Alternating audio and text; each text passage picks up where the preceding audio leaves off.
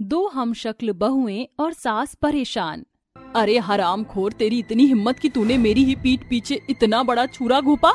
निकल जा तू मेरे घर से। तू अब यहाँ नहीं रह सकती। माँ जी, मैं तुम्हारे पैर पड़ती हूँ, मुझे घर से मत निकालिए। इतनी रात के समय मैं कहाँ जाऊंगी? जहाँ तुझे जाना है तू जा, लेकिन अब तू इस घर में एक पल और नहीं रुक सकती। कामिनी घर का दरवाजा बंद करके अंदर चली जाती है। आखिर कामिनी ने अपनी बहू को इतनी रात के समय घर से बाहर क्यों निकाला? आखिर ऐसा वंशिका ने क्या किया था जिसकी वजह से उसकी सास कामिनी इतने गुस्से में थी?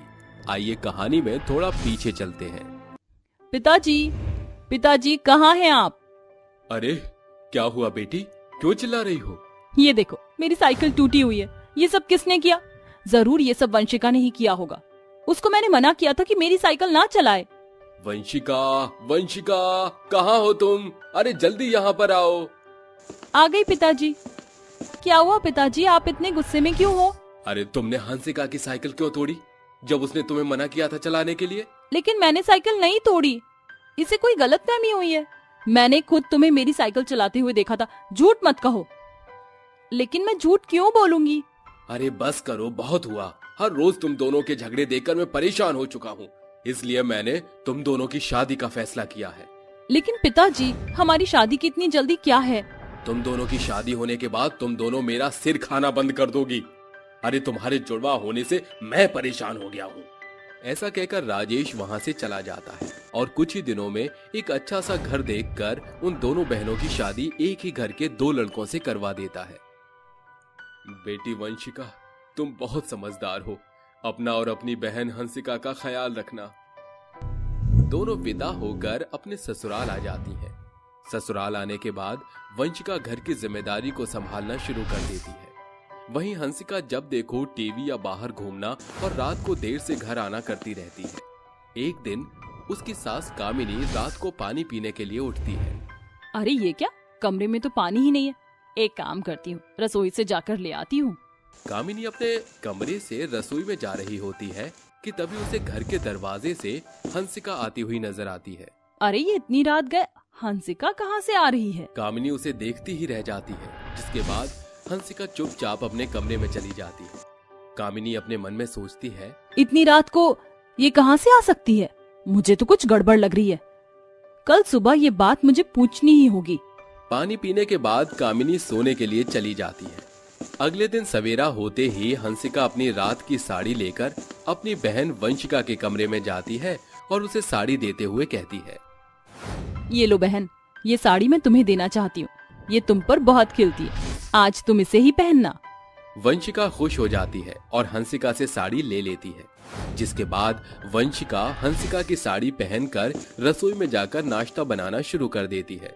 तभी कामिनी रसोई में आती है और वंशिका के बाल पकड़कर उससे कहती है, क्यों री बच्चलन औरत, क्या तुझे बिल्कुल भी शर्म नहीं? आधी रात की समय तू कहाँ से आ रही थी? मैंने खुद तुझे अपनी आंखों से देखा है। माँ जी, आप ये क्या कह रही हो? भला मैं रात को कहीं क्यों जाऊंगी? मैं तो अपने कमरे में ही थी। आपको मेरी बात पर विश्वास नहीं तो अनुराग जी से पूछ लो। झूठ मत बोल हंसिका, मैं जानती हूँ तू ही थी। अरे मैंने खुद तुझे राघव के कमरे में जाते हुए देखा था। वंशिका को ये सब समझने में देरी नहीं लगती कि उसकी बहन ने उसे दोबारा से फंसाया है। ऐसा नहीं है माँ जी, मेरी बातों का विश्वास मानो, मैं हंसिका नहीं वंशिका हूँ। तभी वहाँ पर हंसिका पहुँच जाती है। अरे बहन, तुम ये कैसी बातें कर रही हो? वंशिका तो मैं हूँ, तुम मेरे साथ ऐसा क्यों कर रही हो? हंसिका के मुंह से ये सब सुनकर वंशिका दंग रह जाती है। ओहो, तुम दोनों ने मुझे पागल बना रखा है। माँ जी, आप मेरा विश्वास कीजिए, कल रात मैं नहीं, ये हंसिका रात के समय आई थी। लेकिन कल रात वाली साड़ी तो तूने अभी पहनी हुई है, इसका मतलब तू ही हंसिका है। नहीं माँ जी, ये साड़ी तो मुझे हंसिका ने सुबह सुबह ला कर दी थी। हंसिका ये नहीं तू है। तू इस बेचारी भोली भाली वंशिका को बदनाम करना चाहती है। आप मुझे गलत समझ रही हो, मैं वंशिका हूँ। अरे नहीं माँ जी, मैं वंशिका हूँ। दोनों की मिसअंडरस्टैंडिंग में कामिनी को कुछ समझ नहीं आता, जिसके बाद वो अपना सिर पकड़कर वहाँ से निकल जाती है। अरे ये सब मेरी गलती है, मैंने ही गलती कर दी अपने बेटों की शादी इन जुड़वा बहनों से करवाकर। लेकिन अब मैं इस बात का कैसे पता लगाऊं? एक काम करती हूँ, इन दोनों के पतियों के बारे में कुछ पर्सनल बातें पूछती हूँ। ऐसा सोचकर कामिनी दोनों को बुलाकर उन दोनों के पतियों के बारे में उनसे पूछती है, जिसके बाद दोनों अनुराग के बारे में ही बताती हैं। हंसिका पहले भी अपनी बहन को धोखा देकर उसके पति अनुराग के साथ कई बार अकेले में समय बिता चुकी होती है, इसलिए उसे सारी बातों का पता होता है। अब तो माँ जी आपको यकीन हो गया होगा कि मैं ही वंशिका हूँ और रात के समय मैं मुंह काला करवा कर नहीं आई थी, बल्कि ये हंसिका अपना मुंह काला करवा कर आई थी। हंसिका बहुत चालाक होती है। वो हर बार की तरह इस बार भी अपनी बहन वंशिका को फंसा देती है, जिसकी वजह से रात के समय कामिनी हंसिका के धोखे में आकर वंशिका को घर से बाहर निकाल देती है। आज के बाद अगर तूने मुझे अपनी शक्ल दोबारा दिखाई तो मुझसे बुरा कोई नहीं होगा। माँ जी मैं हंसिका नहीं वंशिका हूँ। कामिनी दरवाजा बंद करके हंसिका के साथ घर में चली जाती है। बेचारी वंशिका आधी रात के समय बारिश में भीगते हुए वहां से चली जाती है, जिसके कुछ ही दिनों बाद हंसिका धीरे धीरे अपना रंग दिखाना शुरू कर देती है। अरे ओ बुड्ढी, क्या कर रही है तू? चल जल्दी से घर के काम कर ले, बहुत मुफ्त की रोटी तोड़ ली। हाय हाय बहू, ये तू कैसी बातें कर रही है? इतनी संस्कारी होकर तुझे ऐसी बातें शोभा नहीं देती। ओए चांदनी रात की चाटी हुई कटोरी, तू मुझे पाठ मत पढ़ा। जा और घर के काम कर जाके, नहीं तो ऐसा हाल कर दूंगी कि जिंदगी में कभी उठने चलने बैठने लायक नहीं बचेगी। हंसिका की ये बात सुनकर कामिनी को यकीन आ जाता है कि उससे बहुत बड़ी गलती हो गई और उसने वंशिका को हंसिका समझकर घर से बाहर निकाल दिया। ये मैंने क्या कर दिया? अब मैं क्या करूं? अपनी बहू को वापस कैसे लेकर आऊं? इस हंसिका ने तो मेरा जीना हराम कर रखा है। ये सोचकर बेचारी कामिनी घर के सभी काम करने लगती है। जैसे ही वो शाम के लिए सब्जी लेने सब्जी मंडी जाती है, उसे वहाँ वंशिका मिल जाती है। कामिनी वंशिका से माफी मांगती है, जिसके बाद वंशिका अपनी बहन हंसिका के बारे में उसे सब कुछ बता देती है कि किस तरह वो बचपन से अपने किए की सजा बेचारी वंशिका को दिलवाती आई है। चलिए माँ जी, आज मेरा सही फैसला लेने का वक्त आ गया है।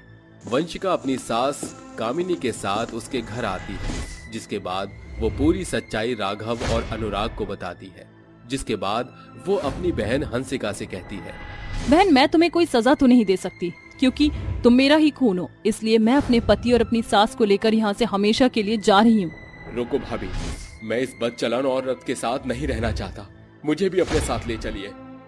ये सब देखकर हंसिका की आंखें भर आती हैं और उसे अपनी गलती का एहसास होने लगता है, जिसके बाद वो रोते हुए कहती है, रुक जाओ, कोई कहीं मत जाओ, मुझे मेरी गलती का एहसास है।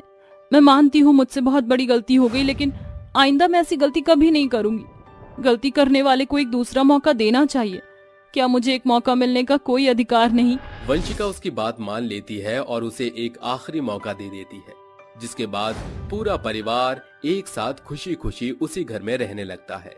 धीरे धीरे हंसिका पहले से बिल्कुल बदल जाती है और अपनी बहन के साथ प्यार प्रेम से रहने लगती है।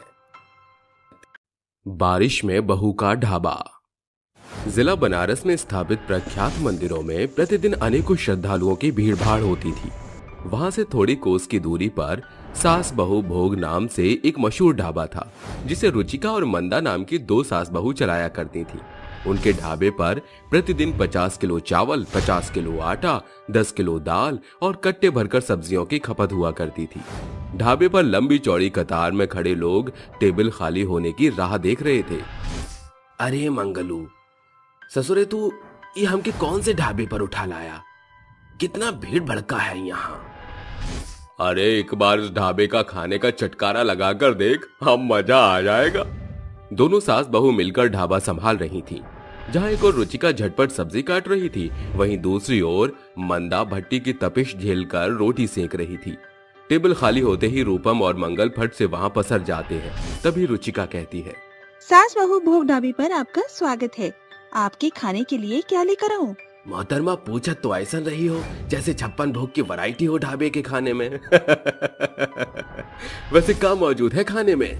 कढ़ाई paneer, matar paneer, mix veg, pulao, veg biryani, tandoori roti, plain roti, soybean chaap, पकौड़े, पुलाव, छाछ। ढाबे पर मौजूद वैरायटी, बहुत सारी वैरायटी सुनकर रूपम के तोते उड़ जाते हैं। अरे दादा, ससुरा हम तो कंफ्यूजी आ गए, का खाएं का ना खाएं। ये पहली दफा ढाबे पर आया है बहन जी, बड़ी थाल ले आओ, हम दोनों यारों का पेट तो उसी में टनाटन हो जाएगा। रुचिका ढाबे की सभी वैरायटी से थाली सजाकर टेबल पर परोसती है। दोनों एक साथ खाना खाते हैं। अरे वाह, का गजब का खाना है। इका स्वाद तो बांके बिहारी के मिष्ठानों से भी उत्तम है। मजा आ गवा। वैसे ये थाली कितने की पड़ी? अरे भाई, ये थाली मात्र 50 रुपए की है मेरे भाई। क्या बात करत है, इतना सस्ता? हम तो एक ही बात पर चौके की, ई बूढ़ी माँ और ई औरत बिना कोई मजदूर के इतना लाजवाब खाना इतनी ज्यादा मात्रा में कैसन बनावत है। इस ढाबे को खुले 50 बरस हो चुके हैं।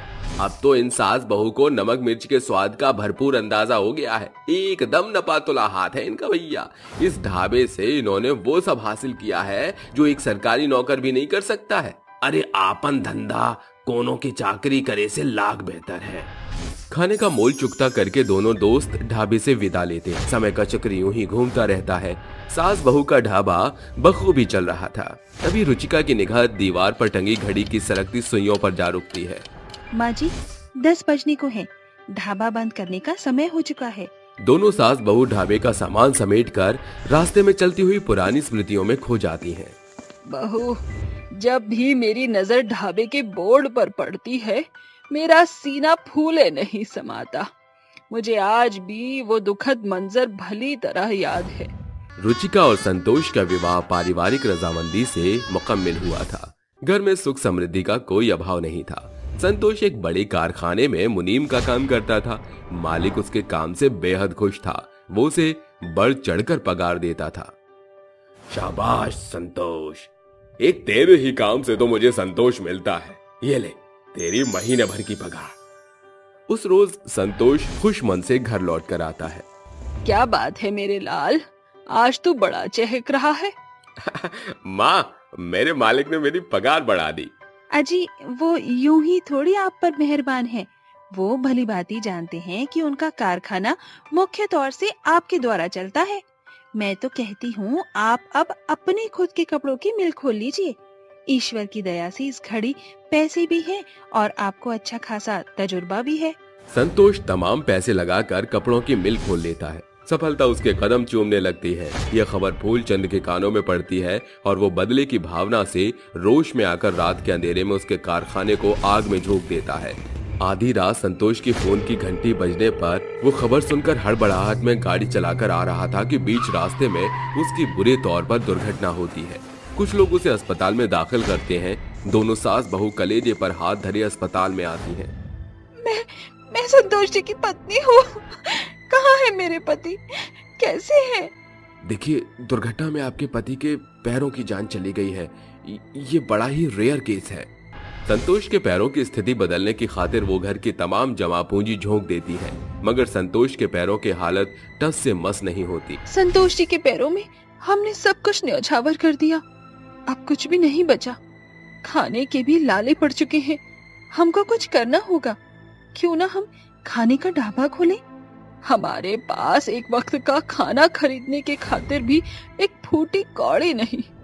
ऐसे में हम ढाबा खोलने का कैसे सोच सकते हैं बहू? बरसात भी अपने। माँ जी, आपके दिए पुश्तैनी कंगन किस घड़ी काम आएंगे? इन्हें बेचकर हम माँ अन्नपूर्णा का नाम लेकर ढाबा खोलते हैं। मॉनसून का महीना अपनी चरम सीमा पर है। अकेले रहने वाले लोग ढाबे के खाने पर ही आश्रित होते हैं। वो हिम्मत बांधकर ढाबे की शुरुआत करती हैं। शुरुआती दिनों में उनके ढाबे पर इक्के दुक्के लोग खाना खाने आते थे। माँ जी, देखिए, हर दिन के साथ हमारे ढाबे पर खाना खाने वालों की तादाद भारी मात्रा में जुटती जा रही है। सब तेरी बुद्धि का फल है बहू। अरे जरा 4 तंदूरी रोटी और 2 सब्जी देना। खाने में कुछ क्षणों की देरी है। आप बरसात में भीग चुके हैं। खाना तैयार होने तक इस दमदार कुल्हड़ की चाय की चुस्कियों का लुत्फ लीजिए। बरसात की मार से बचने के लिए सभी राहगीर उनके ढाबे पर आकर ठहर जाते हैं और खाने की खुशबू से इस कदर खींचे जाते हैं कि बिना खाए नहीं लौटते। इस तरह उनके ढाबे का बेहतरीन खाना बुलंदियां छूने लगता है। आज हमारा ढाबे की मशहूर उस वक्त की कठिन परिश्रम का फल ही तो है सासू माँ। तकरीबन कुछ दिनों के पश्चात मानसून का महीना एक बार फिर दस्तक देता है, जिसके चलते घनघोर बरसात शुरू होती है और ढाबे पर खड़ी सास बहू ग्राहकों के आने की राह तकते हुए कहती है, आधा दिन बीत चुका है मगर अब तक कोई भी जन खाने के लिए ढाबे पर नहीं आया। सासू माँ, हमारे बनारस में जो इस घड़ी बरसात से जो बाढ़ की अवस्था है, उसमें हर इंसान गरीबी बदहाली से जूझ रहा है। इसी के चलते कोई खाना खाने नहीं आ रहा। दोनों सास बहू काफी देर सोचने के बाद बोलती हैं। इतनी मेहनत के बाद हमने अपने ढाबे को इस ऊंचाई पर पहुंचाया है, क्यों ना हम ढाबे के खाने का नया फरमान जारी करें। बरसात के कहर को देखते हुए रुचिका ढाबे के खाने का आधा दाम करके नया चार्ट मोटे अक्षरों में लिखकर ढाबे के बाहर टांग देती है। एक बार फिर उनका ढाबा चल पड़ता है। अरे भाई, बरसात की मार ने तो हम गरीबों का बल तोड़ दिया है। ऐसे में इंसान क्या खाएगा, क्या बचाएगा। अरे अब तो सास बहू के ढाबे के खाने का दाम आधा हो चुका है और जब तक बरसात नहीं टलती ये दाम ऐसा ही रहेगा। सभी जन एक साथ बैठकर ढाबे के खाने का लुत्फ उठाते हैं। तभी एक भिखारन सास बहू के आगे हाथ फैलाती है। कुछ खाने को दे दे बाबा, बरसात के मारे हम भिखारियों को पूछने वाला कोई नहीं। सर्दी गर्मी में तो मंदिर के चौखट पर खाने को मिल जाता है, मगर बरसात के चलते ना कोई श्रद्धालु दर्शन को आते हैं, ना हम कुछ खाते हैं। ये लो, पेट भर कर खाओ, फिक्र मत करो, तुम्हारे खातिर इस ढाबे का खाना एकदम मुफ्त है। माँ अन्नपूर्णा की कृपा से उन्होंने इतना तो दिया है कि किसी गरीब का पेट भरने से हमारे ढाबे की घटती नहीं होगी। इस तरह सास बहू बरसात में अन्य ढाबे वालों की नाई खाने का दाम बढ़ने की जगह घटा देती है, जिसे खाने वालों की फौज उनके ढाबे पर न कभी कम होती है, न उनके ढाबे का फाटक बंद पड़ता है। साथ ही वो गरीबों को मुफ्त में खाना खिलाकर इंसानियत और दयालु स्वभाव को भी कायम करती हैं। बहू बनी डाकू। अरे बहू, ओ बहू, अरे अभी तक सो रही है। अरे सूरज सर पर चढ़ाया है। तभी पारुल अपने कमरे से जल्दी से उठकर अपनी सास जानकी के पास आती है और उनसे कहती है, माँ जी माफ कर दीजिए, वो थोड़ी रात को तबीयत खराब थी, इसी वजह से सुबह आँख नहीं खुल पाई। तभी जानकी पारुल के मुंह पर एक जोरदार तमाचा मारती है और उससे कहती है, अरे रात भर क्या भजन कीर्तन कर रही थी जो तुझे सुबह तक होश ही नहीं आया। जा जल्दी से घर के कामों को कर और हमारे लिए नाश्ता बनाकर लेकर आ। पारुल तुरंत खाना बनाने के लिए चली जाती है, जिसके कुछ ही देर बाद जानकी रसोई में उसे खाना बनाते हुए देख उसके पास पहुंच जाती है। अरे क्या कह रही है, इतनी देर से तुझसे नाश्ता नहीं बनाया गया? बना तो रही हूँ माँ जी, अगर आप ऐसे ही मेरे सर पर खड़े होकर बोलती रहोगी तो मैं कैसे काम करूँगी।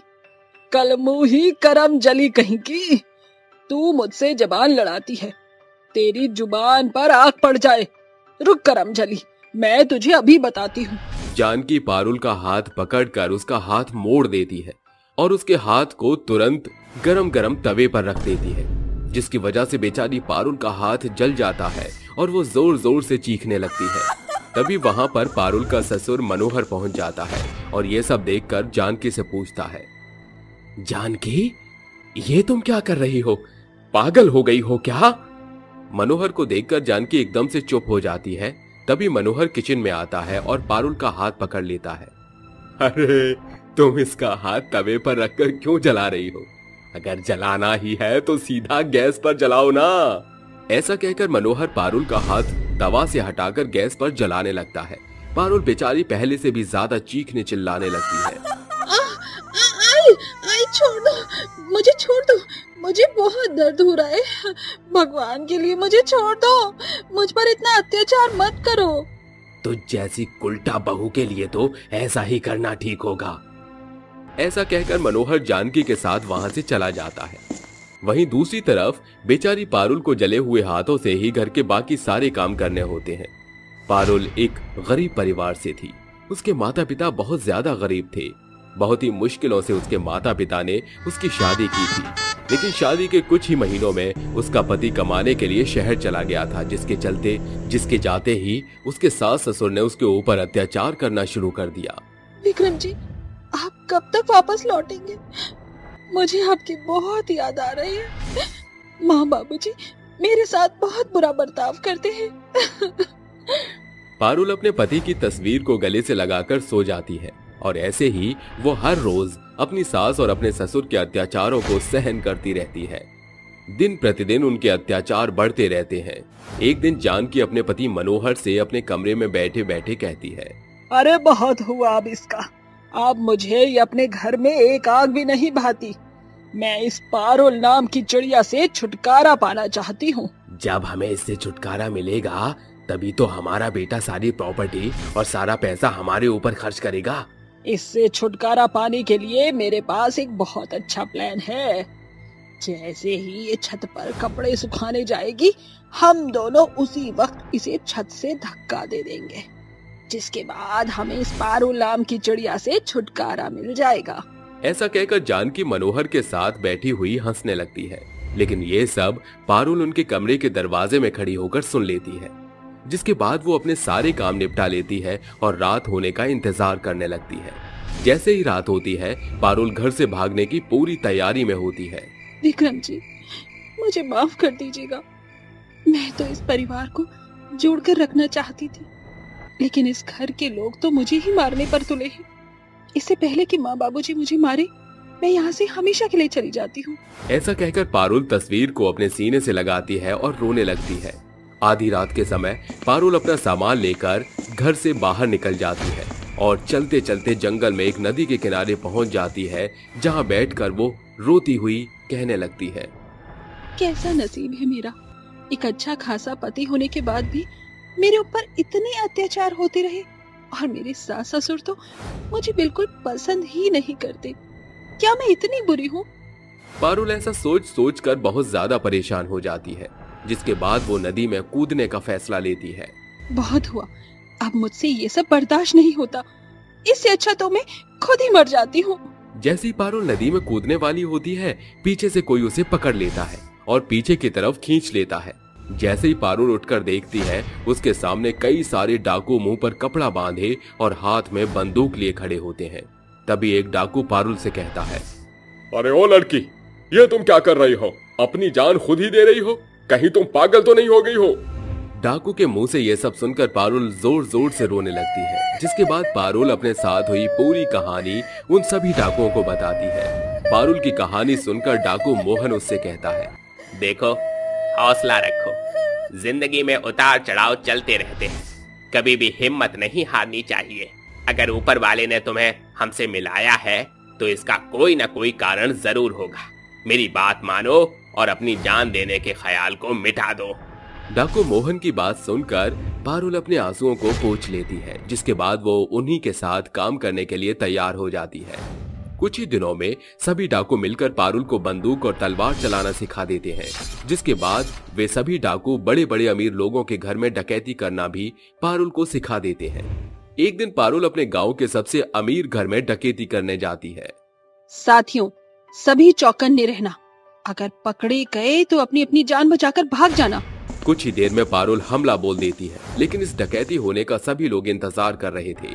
चारों तरफ पुलिस सभी डाकुओं को घेर लेती है। सभी डाकुओं का मुंह कपड़े से ढका होता है। तभी वहां एक विक्रम नाम का आदमी आता है, जिसे देखकर पारुल अचंभित रह जाती है और उसकी आंखों से आंसू निकलने लगते हैं। पारुल कुछ कहती इतने में विक्रम पुलिस वालों से कहता है, आखिरकार इन डाकुओं को हम लोगों ने मिलकर पकड़ ही लिया। कमिश्नर साहब, मैंने अपना मिशन पूरा किया, अब तो मेरा ट्रांसफर पक्का है ना? इतना कहते ही विक्रम वहां से जाने वाला होता है, लेकिन तभी पारुल अपने मुंह से कपड़ा हटाती है। जिसके बाद वो विक्रम से कहती है, विक्रम जी, आप वापस लौट आए। पारुल की आवाज सुनते ही विक्रम अचंभित रह जाता है, उसकी आंखों में पानी आ जाता है। तभी वो पारुल से पूछता है, पारुल, तुम जिंदा हो? लेकिन माँ और पिताजी ने तो कहा कि तुम मर चुकी हो। विक्रम के मुंह से यह सुनते ही पारुल जोर जोर से रोने लगती है। जिसके बाद पारुल अपने साथ हुई पूरी घटना के बारे में विक्रम को बताती है, जिसे सुनने के बाद विक्रम पारुल को गले से लगा लेता है और उससे कहता है, ये सब क्या हो गया पारुल? मुझे तो इस बात का कोई अंदाजा भी नहीं था। मैं हर महीने तुम्हारे लिए पैसे भिजवाया करता था। मुझे नहीं पता था कि मेरे माता पिता तुम्हारे साथ इतना बुरा बर्ताव करेंगे। तुम्हारे साथ जो भी हुआ उसे भूल जाओ। आज से तुम और मैं एक नई जिंदगी की शुरुआत करते हैं। विक्रम पारुल को अपने साथ ले जाता है और अपने माता पिता को छोड़ देता है। जिसके बाद विक्रम पारुल के साथ दूसरे गांव में हंसी खुशी जिंदगी बिताने लगती है। गरीब की बारिश। मॉनसून का महीना अपने उफान पर था। सपनों का शहर मुंबई की हकीकत पिछड़ी हुई बस्तियां हैं जिन्हें चोल भी कहा जाता है। उस चोल में हजारों गरीब वर्ग के लोग अपना जीवन काटने को मजबूर थे। धीनू अपनी पत्नी तुलसी, 2 बच्चों बिन्नी और राजू और बूढ़ी माँ लाली के संग वहीं गुजर बसर कर रहा था। क्या हुआ जी? आप यूं दरवाजे पर खड़े तब से क्या निहार रहे हैं? इन बरसाती बादलों का उमड़ना मेरे मन के भीतर सैकड़ों चिंताओं की लकीर खींच रही है। तुम तो जानती ही हो कि ये मानसून हम गरीबों पर हर साल बिजली की तरह गिरती है। चिंता मत करो, अभी तक तो ईश्वर की दया से दाल रोटी चल ही रही है ना। दोनों हल्की बूंदाबांदी के साथ अपने अपने कामों का रुख करते हैं। धीनू एक कपड़े की मिल में संलग्न था, वहीं दूसरी ओर तुलसी एक रिहायशी इलाके में खाना पकाया करती थी। परिवार की आर्थिक जरूरतों को देखते धीनू देर रात तक काम करता था। काम खत्म होते वो हाथ जोड़कर कारखाने के मालिक लाजपत के आगे आ खड़ा होता है। सेठ जी, वो क्यों रे निठल्ले, मेरे सिर पर चढ़ेगा हैं? हट परे। सेठ जी, आज तनख्वाह का दिन है, तनख्वाह मिल जाती तो बड़ी मेहरबानी होती। काम तुम एक सब पैसे का नहीं देते, मगर पगार लेने बढ़ चढ़कर आगे रहते हो। एक चवन्नी नहीं मिलेगी इस वक्त, समझे? कंजूस लाजपत पैसे न देने के इरादे से पहले तो आनाकानी दिखाता है और फिर अंत में अपनी जेब टटोलते हुए चंद पैसे धीनू के हाथों में थमाते हुए कहता है, ये ले तेरे महीने भर की पगार और दफा हो जा। कल से अपनी ये फटीचर सूरत दिखाने की कोई जरूरत नहीं है, समझा? सेठ जी, अरे ये तो मेरे आधे महीने की पगार से भी कम है। मैंने महीने के 30 रोज देर रात कमर तोड़कर काम किया ताकि कुछ पैसे ज्यादा जोड़ पाऊंगा। इससे क्या होगा? ज्यादा चोचलेबाजी न कर, जो दिया है उसे रख ले, वरना यह भी छीनकर खाली हाथ खदेड़ दूंगा। सेठ के कंजूस मंसूबे वो साफ समझ रहा था, जिसके बाद धीनू रोष में आकर कहता है, सेठ, एक गरीब के हक के पैसे मारकर तुम राज नहीं भोग सकते। मैं तुम्हारे इस बदले तेवर और इस रूखे बोली का कारण भली तरह समझता हूँ। धीनू के चेहरे के सूखे हाव भाव देख तुलसी उदासी को झट से भांप जाती है और कहती है, क्या हुआ जी? आप इतने हताश परेशान क्यों दिखाई दे रहे हैं? धीनू अपनी पत्नी तुलसी को सारा वृतांत कह सुनाता है। तभी उसकी आंखों से आंसू छलक जाते हैं। अरे उस मक्खार सेठ ने मुझे काम से निकाल बाहर कर दिया। आखिर इसके पीछे का कारण क्या है?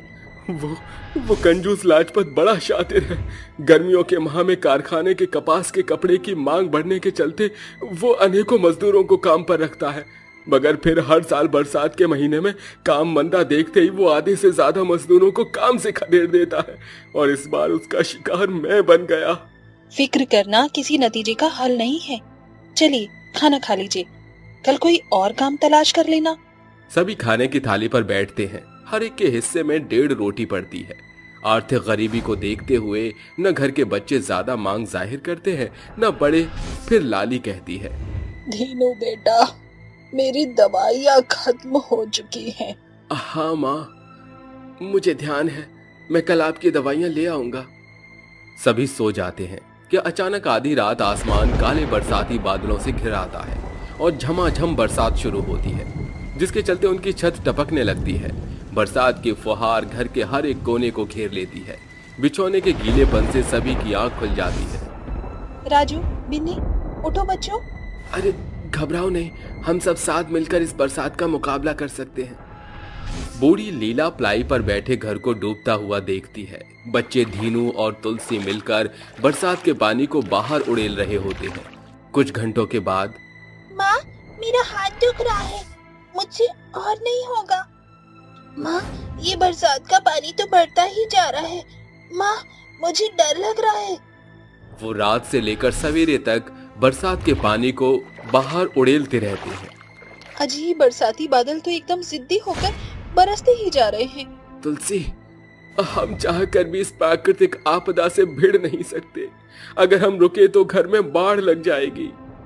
रात से सवेरा और फिर दोपहर होने को आ जाती है। बरसात अब हल्की बूंदाबांदी में तब्दील हो चुकी थी। बरसात कुछ हद तक सिमट गई है, मुझे काम पर जाना होगा। रात भर बरसात की मार झेलकर तुलसी की आंखें बोझिल हो रही थी, मगर पेट की आग को बुझाने के लिए वो काम पर जाने को विवश थी। वो जैसे ही काम पर पहुंचती है, उसे ताने सुनने को मिलते हैं। आ गई महारानी, अपनी कीचड़ भरे कदम लेकर।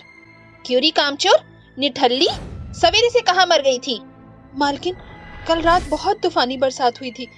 आप तो बखूबी जानती हैं कि चौल के मकान कितनी कच्ची और पुरानी है। घर का सारा कोना चू रहा था। मैं यहाँ तेरी बरसात और गरीबी का दुखड़ा सुनने नहीं बैठी। अंदर घुस और काम पर लग। सबसे पहले मेरे खातिर गर्मा गर्म पकौड़े बना दे। शुभ्र मजे से बैठी हुई तुलसी को हुक्म फरमाते हुए दिन भर कामों में उलझाई रखती है। तभी एकाएक टीवी पर प्रसारण होता है। बता दें कि बरसात के चलते मुंबई के हालात बहुत बदतर अगले 48 घंटों तक रहेंगे। भारी बरसात की संभावना है। बरसात से जुड़ी खबर सुनते तुलसी फिक्र जाहिर करते हुए कहती है, मीम साहब, सारा काम निपटा दिया है, मैं जाऊं? अरे ओ महारानी, खबरदार जो सांझ के 7 बजे से पहले कदम बाहर रखने की कोशिश भी की तो काम से बाहर निकाल दूंगी। बरसात की फुहार रुकने का नाम नहीं ले रही थी। इधर तुलसी के आंसू भी सूखने का नाम नहीं ले रहे थे। अंधेरा होने पर तुलसी घर लौटती है, जहां उसे बस्ती की भयानक दुर्दशा दिखाई पड़ती है। सारा चौल पानी में गोता लगा रहा है। बरसात के पानी की रफ्तार हर पल के साथ बढ़ रही है। क्या करूं? तुलसी पानी में तैरते हुए घर में घुसती है, जहां दुखद मंजर छाया हुआ था। तुलसी कहाँ रह गई थी? भगवान का लाख लाख शुक्र है कि बच्चे और आप ठीक हैं। माँ जी कहाँ हैं? तुलसी, इस बरसात ने माँ को अपनी चपेट में ले लिया। हमें माँ को बाहर निकालना होगा। मैंने माँ को निकालने की भरसक कोशिश कर ली। तुम्हारे जाने के बाद बरसात के साथ तेज तूफान उठा था। चोल की कच्ची ईंट ये बरसात झेल नहीं पाई और ईंट ढहने लगी। आधा हिस्सा बेकाबू होकर गिर पड़ा। माँ मलबे में फंस चुकी है। हिम्मत मत छोड़िए। सभी जन अपने अपने घरों को छोड़कर भागने लगते हैं। एक बूढ़ा शख्स कहता है, अरे भागो, अरे ये बरसात बस्ती को ले डूबेगी, अपनी अपनी जान बचाओ। ये बरसात हम गरीबों की खातिर तेजाब जैसी है। गरीबों की चीखनी को इस कदर छीलती है जिसका कोई अनुमान न हो। दोनों अपने कंधों पर दोनों बच्चों को बिठाकर बाहर निकलते हैं, जहां एक अनाउंसमेंट होती है। चौल के लोगों से खास दरख्वास्त है कि जिस किसी तक भी हमारी आवाज पहुंच रही है वो जल्दी से चौल के मुख्य दरवाजे तक पहुंचे। अनाउंसमेंट सुनते ही सभी गरीबों को जान बचाने का ही लाभ मिलता है। सभी नाव में सवार हो जाते हैं। सरकार ने तो हम गरीबों से मुंह मोड़ लिया था, फिर ये कश्ती कैसे भेजती? ये रेस्क्यू सरकार की ओर से नहीं बल्कि शहर के कुछ अमीर तबके के लोगों के द्वारा है। पर अमीर लोग हम पर इतने मेहरबान क्यों हैं? अरे साफ बात है, अमीरों की फैक्ट्री, मिल, कारखाने गरीबों और मजदूरों पर ही तो आश्रित हैं। अगर वही न रहे तो कल ये बरसात की मार और अकाल उन पर भी पड़ सकती है। यही सोच उनके मन में समाई होगी, इसीलिए उन्होंने ये योगदान दिया होगा। अंत में कुछ रईस युवक के योगदान से गरीबों को बरसात के चंगुल से सही सलामत बाहर निकाला जाता है और इसी के साथ मॉनसून का महीना भी थम जाता है। मगर बरसात की ये फुहार हर गरीबों के दिल में किसी न किसी अपने खोने की याद को दफन कर जाती है। गरीब माँ की 3 बेटियां। वसुधा की 3 बेटियां थीं, भूमि, धारा और रमिया। शराब की बुरी लत के चलते भरी जवानी में ही उसका पति किशोर उसे छोड़ गया। ऐसे में उसकी सास फूलवती उसे खूब जली काटी बातें सुनाया करती थी। अरे ओ कुलक्षणी, कहाँ मर गई? यहाँ आ। जी माँ जी, आपने बुलाया? नास मिटे तेरा। अरे डायन, मेरे बेटे को तो पहले ही खा चुकी है, अब क्यों मुझे खाने पर तुली है? इस बुढ़िया को कुछ रूखा सूखा मिलेगा कि नहीं? माँ जी, रसोई घर में बनाने को एक भी दाना नहीं बचा। बनिए के पास भी इतना उधार बढ़ चुका है कि उसने राशन देने से साफ इनकार कर दिया। अरे इस बुढ़ापे में मैं खटने तो नहीं जाऊंगी और न ही मेरा बेटा कब्र से उठकर तेरी 3 तितलियों का पेट भरने आएगा। बाकी तो खुद ही समझदार है। वसुधा अपनी बेबसी पर फूट फूट कर रोती है। देर दोपहर उसकी बिटिया भूख से छटपटाने लगती है। आखिर ऐसा कब तक चलेगा? मुझे अपनी 3 बेटियों का पेट पालने की खातिर कुछ तो करना ही पड़ेगा। इन्हें ऐसे रोते बिलखते तो मैं नहीं देख सकती। वसुधा की बड़ी बेटी रमिया काफी हद तक समझदार थी, जो माँ की तकलीफों को आसानी से भांप जाती है। रमिया बिटिया, मैं काम की तलाश में जा रही हूँ। मेरे पीठ पीछे अपनी नन्ही नन्ही बहनों का ख्याल रखना, अच्छा? वसुधा कड़कती धूप में निकल पड़ती है तभी उसकी नजर खेतों में काम करने वाले बनी हारों पर जाती है। शेख चंद जी, मुझे भी कोई काम दे दो। मेरी नन्ही 3 बेटियां भूख से बिलबिला रही हैं। मैं अकेले ही इस पूरे खेत की फसल की कटाई कर सकती हूँ। पहले काम दो, फिर हाथों हाथ दाम लो। मैं किसी भी हाल में इस सुनहरे मौके को नहीं खो सकती। ममता से भरी वसुधा की आंखों पर सिर्फ उसकी 3 भूखी बेटियों की झलक सवार थी, जिसकी खातिर वो कमर तोड़ मेहनत करके कुछ ही पलों में 1 एकड़ के गेहूं की कटाई कर देती है। शेख चंद जी, आपका काम हो गया। मेरी बनिहारी। खेत का मालिक वसुधा का मेहनताना चुका देता है। उन पैसों से वसुधा राशन लेकर देर शाम घर पहुंचती है, जहां उसकी सास ताने भरे लहजे में कहती है, आ गई रंगरलिया मनाकर। माँ जी, आप ये मुझ पे कैसा लांछन लगा रही हैं? मेरी बिटिया भूख से बिलबिला रही थी, इसलिए मुझे घर की चौखट को पार करना पड़ा। अरे बंद कर अपनी सफाई। दिन के उजाले में जाकर रात के अंधेरे में घर लौटने वाली बहू को सीता नहीं चरित्रहीन कहते हैं। माँ जी, मेरे 3 बच्चे भूख से तड़प रहे हैं, ऐसे में आप मेरी परेशानी क्यों बढ़ा रही हैं? अरे ये तेरी कुलक्षणी बिटिया एक दिन नहीं खाएगी तो मर नहीं जाएगी, और अगर मर भी जाए तो कौन सा कुल का दीपक बुझ जाएगा? हाँ। वसुधा रसोई घर में जाकर चूल्हे पर खाना पकाती है और अपनी सास और बच्चों को खिलाती है। खुद अंत का बचा खुचा आधा पेट खाकर ही गुजारा करती है। आज का गुजारा तो हो गया, मगर कल क्या करूंगी? वो तड़के सवेरे उठकर फिर से घर घर का दरवाजा खटखटाती है, मगर हर जगह से उसे खाली हाथ लौटना पड़ता है। हर जगह हाथ पैर मारकर देख लिया, कुछ भी हाथ नहीं लगा। हे ईश्वर, मुझे कोई राह दिखा। वो जा ही रही थी, तभी वो 2 इंसानों को आपस में बात करते सुनती है। शिमोहन, तुम ऐन मौके पर ऐसा कैसे कर सकते हो? आज फसल की बुआई होना बेहद जरूरी है। मालिक, आज के इस महंगे दौर में इतने सस्ते में आपके 10 एकड़ जमीन की बुआई मात्र 1000 में कोई भी नहीं करेगा। ये सुनकर वसुधा के माथे पर उभरी हुई चिंता की लकीरें मिटने लगती हैं और वो कहती है, 1000? इतने में तो मैं आराम से बनिए का कर्जा तोड़ पाऊंगी और अपने 3 बेटियों की खातिर 2 वक्त का अच्छा खाना भी जुटा लूंगी। वो फौरन से आगे आकर कहती है, शेख चंद जी, इतने में मैं आपके खेतों की बुआई करने को तैयार हूँ। मगर तुम इतने चंद पैसों में उतना काम करना क्यों चाहती हो? गरीब की खातिर चंद पैसे ही उसकी हिम्मत और सहारा होता है। उनके बिना हम गरीबों की इज्जत कौड़ियों के भाव नीलाम हो जाती है। वसुधा कमर कसकर खेतों में क्यारियां बनाकर बीज बुआई का काम शुरू कर देती है और काम खत्म भी करती है। शेख चंद जी, आपका काम हो गया। तुम्हारी मेहनत की दाद देनी होगी भाई वसुधा। बिना रुके थके लगातार बुआई करती चली गई। मेहनत में तो तुमने मर्द जात को भी पीछे छोड़ दिया। और मुझे ये जानकर बहुत खुशी है कि ये मेहनत एक औरत ने नहीं बल्कि एक 3 बेटियों की गरीब माँ ने की है, जिसकी बेटियां घर पर भूखी हैं। वसुधा की अपनी बेटियों के प्रति ममता देख शेख चंद के मन में दया भाव उमड़ आता है और वो कहता है, वसुधा, तुम मेरे खेत पर बटाईदार के तौर पर काम क्यों नहीं कर लेती? उसकी आधी फसल तुम्हारी और आधी मेरी होगी। ऐसे तुम अपनी बेटियों का भरण पोषण आसानी से कर पाओगी। बेरोजगारी से जूझ रही वसुधा फौरन से हामी भर देती है और अगले दिन से ही वो बटाईदार के तौर पर खेती को अंजाम देती है। दिन भर की थकी हुई वसुधा घर आती है तो फूलवती कहती है, आ गई महारानी मेरी जग हसाई करा के। माँ जी, एक तो मैं थकी मरी आई हूँ और आते ही आपने अपने बातों के अंगारों को बरसाना शुरू कर दिया। और मैं तो कोसती हूँ उस पल को जब मैंने अपने लाल को तुझ जैसी डायन के पल्ले बांधा था। मेरे घर के तो भाग ही फूट गए तुझ जैसी बहू पाकर। आधी रात सभी सो चुके थे, मगर वसुधा की आंखों से मानो नींद गायब हो चुकी थी। दिन रात एक करके भी मैं कुछ नहीं बचा पा रही। ऐसे में मैं अपनी 3 बच्चियों की शिक्षा कैसे पूरी कराऊंगी?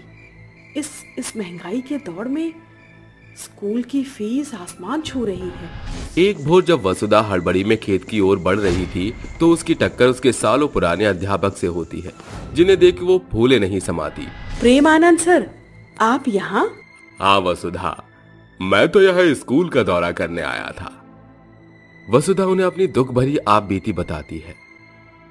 वसुधा, तुम अपनी पढ़ाई जारी क्यों नहीं कर लेती? अरे मास्टर जी, अब मैं पहली वाली वसुधा नहीं रही। मेरे कंधों पर 3 नन्ही बेटियों की देखरेख की भारी जिम्मेदारी है। मुझे अब उन्हें शिक्षित करना है। शिक्षा की कोई उम्र नहीं होती।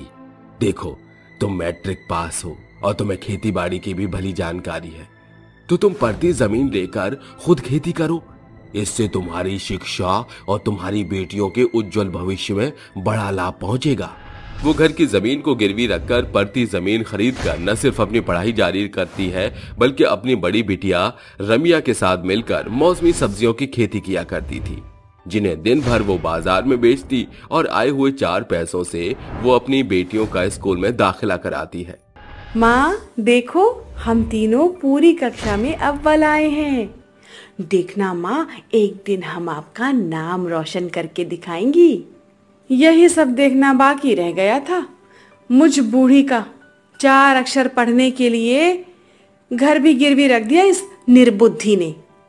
माँ जी, भरोसा रखिए।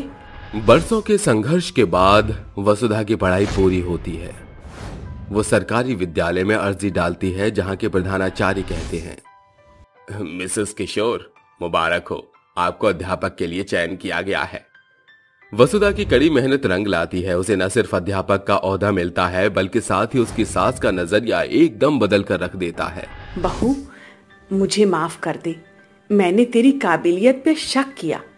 जहां मुझे तुझको प्रोत्साहन करना था, मैंने तेरे लिए कांटे बिछाए।